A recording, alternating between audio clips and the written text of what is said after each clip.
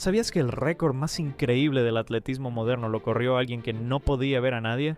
Río 2016. Final olímpica de los 400 metros. Wayde Van Niekerk arranca desde el carril 8, el más alejado de todos, sin rivales a la vista, sin nadie a quien perseguir, solo la pista, la oscuridad del carril exterior y un tiempo grabado en la historia desde 1999. 43 segundos con 18 centésimas, el récord de Michael Johnson. El carril 8 no es solo una desventaja táctica, es psicológica. Corres solo, no sabes si vas rápido o lento, no tienes referencia, tienes que inventar el ritmo desde adentro. Y Van Niekerk lo hizo, 43 segundos con 3 centésimas. 17 años de historia borrados en menos de un minuto.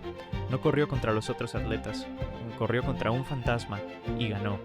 Eso es lo que separa a los campeones del resto. Pueden competir contra algo que no pueden ver.